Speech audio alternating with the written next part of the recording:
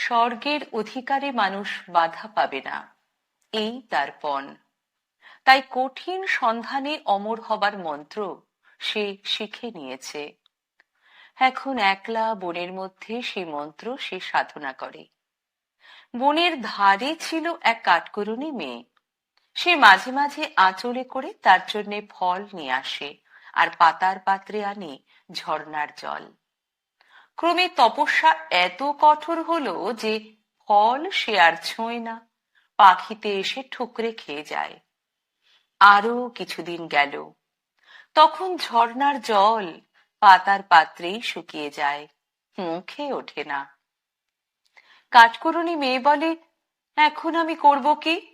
আমার সেবা যে বৃথা হতে চলল। তারপর থেকে ফুল তুলে সে তপস্বীর পায়ের কাছে রেখে যায়। তপস্বী জানতেও পারে না। মধ্যাহ্নে রোদ যখন প্রখর হয়, সে আপন আঁচলটি তুলে ধরে ছায়া করে দাঁড়িয়ে থাকে। কিন্তু তপস্বীর কাছে রোদও যা, ছায়াও তা। কৃষ্ণপক্ষের রাতে অন্ধকার যখন ঘন হয়, কাঠকুড়ুনি সেখানে জেগে বসে থাকে। তাপসীর কোনো ভয়ের কারণ নেই, তবু সে পাহারা দেয়। একদিন এমন ছিল, যখন এই কাঠকুড়ুনির সঙ্গে দেখা হলে নবীন তপস্বী স্নেহ করে জিজ্ঞাসা করত, কেমন আছো? কাঠকুড়ুনি বলতো, আমার ভালোই কি আর মন্দই কি, কিন্তু তোমাকে দেখবার লোক কি কেউ নেই? তোমার মা, তোমার বোন? সে বলতো, আছে সবাই, কিন্তু আমাকে দেখে হবে কি? তারা কি আমায় চিরদিন বাঁচিয়ে রাখতে পারবে? কাঠকুড়ুনি বলতো, প্রাণ থাকে না বলেই তো প্রাণীর জন্য এত দরদ। তাপস বলতো, আমি খুঁজি চিরদিন বাঁচবার পথ, মানুষকে আমি অমর করব। এই বলে সে কত কি বলে যেত তার নিজের সঙ্গে নিজের কথা। সে কথার মানে বুঝবে কে? কাঠকুড়ুনি বুঝতো না, কিন্তু আকাশে নবমেঘের ডাকে ময়ূরীর যেমন হয়, তেমনি তার মন ব্যাকুল হয়ে উঠত। তারপরে আরো কিছুদিন যায়, তপস্বী মৌন হয়ে এলো, মেয়েকে কোনো কথা বলে না। তারপরে আরো কিছুদিন যায়, তপস্বীর চোখ বুজে এলো, মেয়েটির দিকে চেয়ে দেখে না। মেয়ের মনে হলো সে আর ওই তাপসের মাঝখানে যেন তপস্যার লক্ষ যোজন ক্রোশের দূরত্ব। হাজার হাজার বছরেও এতটা বিচ্ছেদ পার হয়ে একটুখানি কাছে আসবার আশা নেই। তা নাই বা রইল আশা। তবু ওর কান্না আসে, মনে মনে বলে, দিনে একবার যদি বলেন কেমন আছো, তাহলে সেই কথাটুকুতে দিন কেটে যায়। এক বেলা যদি একটু ফল আর জল গ্রহণ করেন, তাহলে অন্য জল ওর নিজের মুখে রোচে।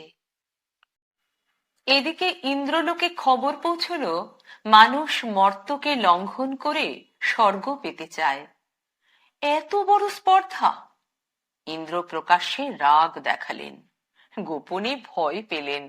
বললেন, দৈত্য স্বর্গ জয় করতে চেয়েছিল বাহুবলে, তার সঙ্গে লড়াই চলেছিল।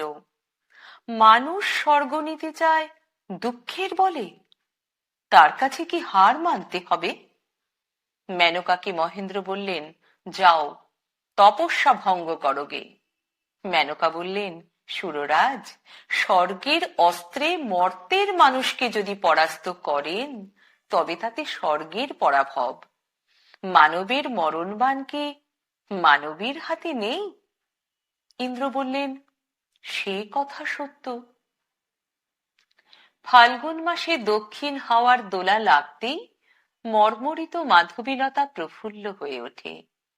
তেমনি ওই কাঠকুড়ুনির উপরে একদিন নন্দন বনের হাওয়া এসে লাগলো, আর তার দেহ মন একটা কোন উৎসুক মাধুর্যের উন্মেষে উন্মেষে ব্যথিত হয়ে উঠল। তার মনের ভাবনাগুলি চাক ছাড়া মৌমাছির মতো উড়তে লাগলো, কোথা তারা মধু গন্ধ পেয়েছে। ঠিক সেই সময়ে সাধনার একটা পালা শেষ হলো।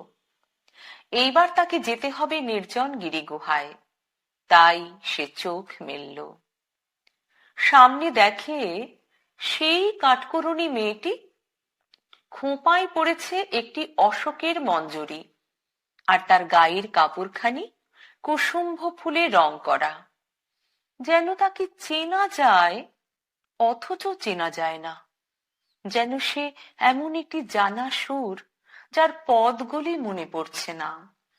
যেন সে এমন একটি ছবি, যা কেবল রেখায় টানা ছিল। চিত্রকর কোন খেয়ালে কখন এক সময়ে তাতে রং লাগিয়েছে।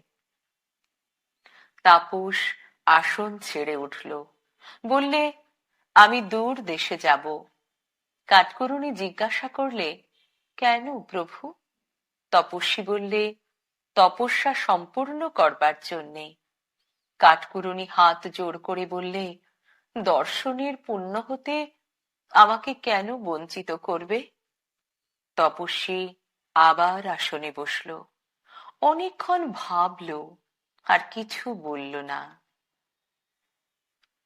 তার অনুরোধ যেমনি রাখা হলো, অমনি মেয়েটির বুকের এক ধার থেকে আরেক ধারে বারে বারে যেন বজ্রসূচি বিঁধতে লাগলো। সে ভাবলে, আমি অতি সামান্য, তবু আমার কথায় কেন বাধা ঘটবে? সেই রাতে পাতার বিছানায় একলা জেগে বসে তার নিজেকে নিজের ভয় করতে লাগলো। তার পরদিন সকালে সে ফল এনে দাঁড়ালো। তাপস হাত পেতে নিলে। পাতার পাত্রে জল এনে দিতেই তাপস জলপান করলে। সুখে তার মন ভরে উঠল। কিন্তু তারপরে নদীর ধারে শিরীষ গাছের ছায়ায় তার চোখের জল আর থামতে চায় না। কি ভাবলে কি জানি, পরদিন সকালে কাঠকরুণী তাপসকে প্রণাম করে বললে, প্রভু, আশীর্বাদ চাই। তপস্বী জিজ্ঞাসা করলে, কেন? মেয়েটি বললে, আমি বহু দূর দেশে যাব। তপস্বী বললে, যাও, তোমার সাধনা সিদ্ধ হোক। একদিন তপস্যা পূর্ণ হলো। ইন্দ্র এসে বললেন, স্বর্গের অধিকার তুমি লাভ করেছ। তপস্বী বললে, তাহলে আর স্বর্গে প্রয়োজন নেই। ইন্দ্র জিজ্ঞাসা করলেন, কি চাও? তপস্বী বললে, এই বনের কাঠকরুণীকে।